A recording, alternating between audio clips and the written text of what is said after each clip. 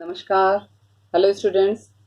I am Babita here and we have going to learn something in grammar. English grammar we are going to have today parts of speech. Parts of speech as the words just like in a speech or in a sentence there are different type of words and their function is also different. Somewhere they work as a noun, somewhere words are used as pronoun and some are used as adjectives. So words are classified according to their work they do in a sentence.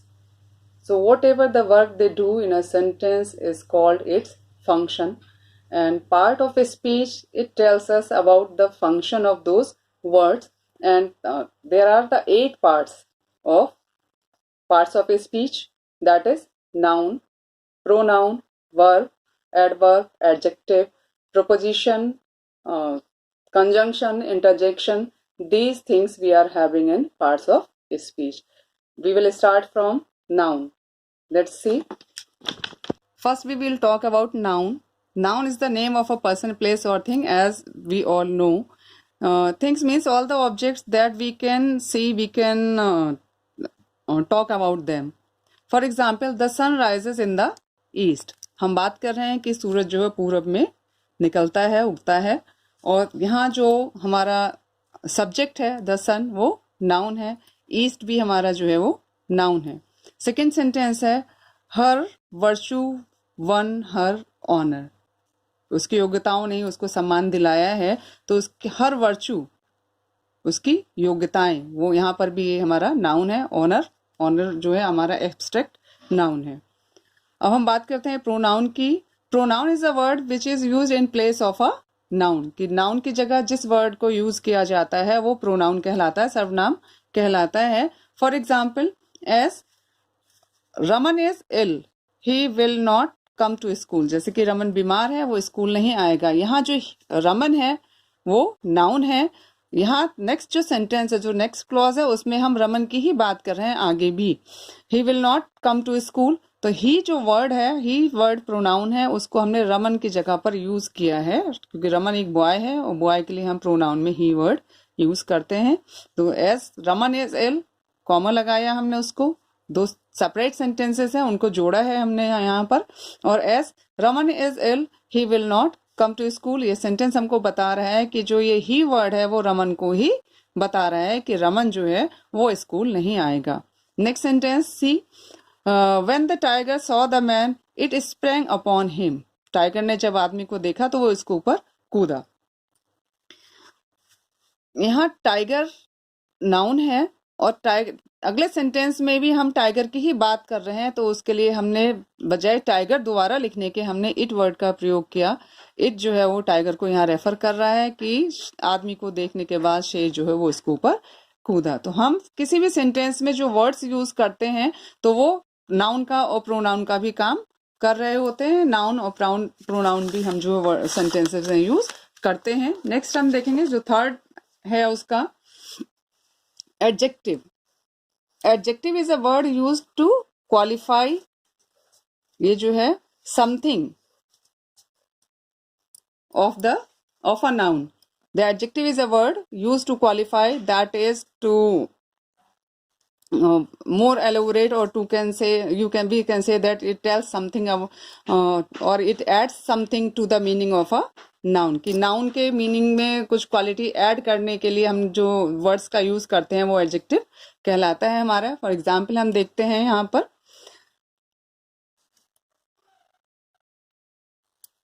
the rose is a beautiful flower. Rose noun है, flower भी noun हो गया हमारा. Beautiful, रोज कैसा flower है? सुंदर flower. तो ये वर्ड जो ब्यूटीफुल है वो नाउन की क्वालिटी को बता रहा है कि रोज जो है वो सुंदर है, वो रोज की क्वालिटी को बता रहा है. रोज हमारा नाउन है. Next sentence Ashok is a brave boy. We are talking about Ashok. हम अशोक के बारे में बात कर रहे हैं कि अशोक लड़का है, लेकिन अशोक कैसा लड़का है? अशोक एक ब्रेव लड़का है. We are talking about Ashok, that Ashok is a brave boy and quality of Ashok is brave. Ashok is noun and its quality is brave. It is adding some quality to the noun. So Ashok is a brave boy, Ashok एक साहसी लड़का है। Next हम आएंगे verb पर, क्रिया जिसे हम कहते हैं। Verb is a word which says something about a person, place और थिंग। ये जो भी काम, जो एक्शन होता है सेंटेंस में, उसके बारे में हमको बताता है। जो भी क्रिया की जाती है, जो भी काम किया जाता है, उसके बारे में हमको बताता है। हम यहाँ बात कर रहे हैं, Mumbai is a big city. We are talking about Mumbai and Mumbai is a big city. Virtue is its own reward. Next sentence, यहाँ हेल्पिंग वर्ब यूज किया गया है, virtue is its own reward. The girl cried, लड़की चीखी, लड़की चिल्लाई। तो यहाँ इस को हेल्पिंग वर्ब में यूज किया गया है। वर्चू के साथ भी हमने इस जो है वो हेल्पिंग वर्ब एक यूज किया गया है। Mumbai is a big city, बता रहा है कि मुंबई एक बड़ा शहर है। Virtue is its own reward, की वर्च्यू जो हमारे गुण है वो अपने आप में ही हमारे लिए रिवार्ड होते हैं, पुरस्कार होते हैं।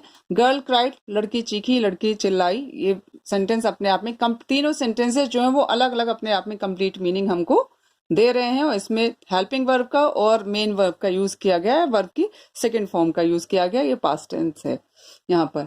अब हम आते हैं एडवर्ब पर। An adverb is a word which qualifies the verb. Adverb जो है वो वर्ब को क्वालिफाई करता है और as an adjective to another adverb और another adverb. For example, he runs quickly. वह रन तो करता है लेकिन कैसे करता है, बहुत क्विकली। ही रन्स क्विकली, इस वर्ब को क्वालिफाई क्विकली वर्ड ने किया कि ये क्वालिटी बता रहा है उस लड़के की कि वो लड़का बहुत जल्दी दौड़ता है, तेज दौड़ता है। The sun was shining so brightly. सूरज, अगर हम यहीं तक छोड़ देते हैं, द सन वॉज शाइनिंग, सूरज जो है वो चमक रहा था। सो ब्राइटली हमने उसके आगे जोड़ दिया, तो ये जो वर्ड है सो ब्राइटली, वो शाइनिंग को, क्वालिटीज को, शाइनिंग की जो क्वालिटी है कि हाँ शाइनिंग कर रहा है, शाइनिंग मीन्स अब हो गया कि वो ज्यादा तेज से, सूरज ज्यादा तेज चमक रहा है, चमकदार ढंग से वो चमक रहा है। The sun was shining so brightly, यहाँ हमने इस वर्ब की, वर्ब में जो है उसकी एक एडजेक्टिव, उसके एक क्वालिटीज को आगे, एक क्वालिटी को आगे ऐड कर दिया है। The painting is very beautiful. In this sentence we are talking about painting. हम पेंटिंग के बारे में बात कर रहे हैं। पेंटिंग कैसी है, पेंटिंग ब्यूटीफुल है, लेकिन बहुत ब्यूटीफुल है, वेरी ब्यूटीफुल है। यहाँ हम ब्राइटली की बात कर रहे थे, यहाँ हम वेरी पर आगे कि एग्जाम्पल में पेंटिंग को वो सुंदर बता रहा है, लेकिन पेंटिंग कितनी सुंदर है, पेंटिंग बहुत ज्यादा सुंदर है। तो उसकी सुंदरता को भी वो यहाँ पर ऐड कर रहा है कि पेंटिंग एक नॉर्मल पेंटिंग से ज्यादा सुंदर है, जो सुंदर थी लेकिन उससे कहीं ज्यादा अच्छी पेंटिंग है। अब हम नेक्स्ट पर आते हैं, प्रोपोजिशन। हम प्रोपोजिशन की बात करते हैं। हम प्रोपोजिशन जो है वो सेंटेंसेस में मोस्टली यूज करते हैं। A proposition is a word used with a noun and pronoun to show to show its relation to some other words in the sentences. For example, the cat is sleeping on the table. Cat है, वो सो रही है, लेकिन कहाँ सो रही है, table पर। Table और स्लीपिंग के बीच को कनेक्ट करने के लिए हमने, इन दोनों के रिलेशन को जोड़ने के लिए हमने ऑन वर्ड का यूज किया। ऑन वर्ड जो है वो हमारा प्रोपोजिशन है। Sita is fond of music. Sita को म्यूजिक बहुत पसंद है, सीता म्यूजिक को पसंद करती है। सीता इज फॉन्ड, किस बात की फॉन्ड ऑफ है वो, म्यूजिक की। तो म्यूजिक और फॉन्ड के बीच में हमने एक प्रोपोजिशन का यूज किया, ऑफ वर्ड का, और यहाँ ये सेंटेंस हो गया कि सीता जो है म्यूजिक को पसंद करती है, Sita is fond of music. तो इन दोनों सेंटेंसेस में एक यहाँ एन आपका प्रोपोजिशन है, यहाँ ऑफ आपका प्रोपोजिशन है। हम कंजंक्शंस की बात करते हैं। कंजंक्शन जो है, conjunction is a word which is used to join together words, phrases और समटाइम्स सेंटेंसेस। कंजंक्शन वो है जिसमें हम कंजंक्शन की हेल्प से दो डिफरेंट सेंटेंसेस को यूज कर ज्वाइन करते हैं, जोड़ते हैं, वर्ड्स को जोड़ते हैं, फ्रेजेस को जोड़ते हैं और सेंटेंसेस को हम जोड़ते हैं। For example, 2 and 2 make 4। इस 2 को और इस 2 को हमने एंड से जोड़ दिया, 2 and 2 make 4। यहाँ हमने ये वर्ड्स हो गए 2 and 2 जिनको हमने एंड के साथ जोड़ा था। सेकेंड एग्जाम्पल लेते हैं, he was a man of courage but of no reputation. यहाँ ये फ्रेजेस हैं दो अलग।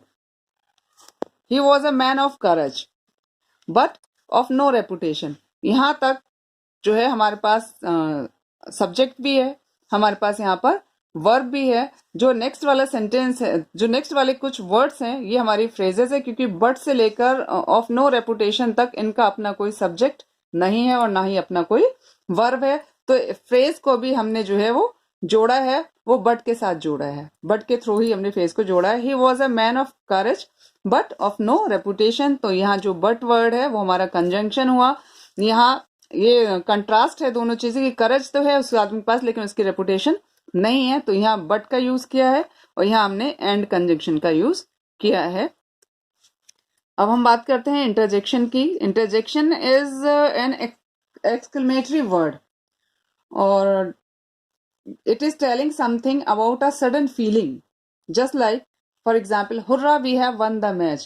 When we say hurrah there is a sign of exclamation and we say that we have won the match. हम खुश होकर किसी भी चीज को, एक सडन फीलिंग है जो अराइज होती है, अचानक की हमारे अंदर एक फीलिंग आती है, जैसे कभी दुख होता है कभी हम खुश होते हैं, तो उस तरह की फीलिंग्स जब भी हमारे अंदर आती है तो वहां पर इंटरजेक्शन का ही यूज किया जाता है। इंटरजेक्शन वर्ड्स होते हैं, जैसे हुर्रा है, अलास है, ओ माई गॉड है, this type of words they are called interjection. They are exclamatory words, they denoting some sudden feeling in our speaking when we speak something. Hurrah, we have won the match, and sign of exclamation is given here. Alas, alas, poor Kamla is dead. Here is also that the person whoever is saying this sentence, he is feeling sad, and in this sentence, in the first he was feeling happy, and in the second sentence that Kamla is dead, and because of her death he was feeling sad, and the words they were coming out from his mouth, they were of sadness. A last word is used for sadness when sad feeling is there. But sometimes it happens that a word which we use, these were the different words, different parts of a speech. Under those parts of a speech we have read, we have learned that words are used just like adverb, adjective, and noun, pronoun, adverb, adjective, and interjection, conjunction. In these phases, in these parts also we learn something, कि इस तरह के से भी हम किसी भी words को यूज कर सकते हैं, कि कभी फिर नाउन में यूज कर सकते हैं हम उसे। कभी कभी ऐसा होता है कि एक ही वर्ड है जिसको हम नाउन में भी यूज कर सकते हैं, हम उसको वर्ब में भी यूज कर सकते हैं, और हम जो है उसको एडजेक्टिव में भी यूज कर सकते हैं। तो a word must be classified according to its function, कि उसके फंक्शन, वर्ड के फंक्शन के अकॉर्डिंग ही हम उसको क्लासिफाइड करते हैं। जैसे कि मैंने आपको पहले ही सेंटेंस में बताया था कि words are classified according to their particular work, whatever work they do in a sentence in which it is used, and not according to the appearance.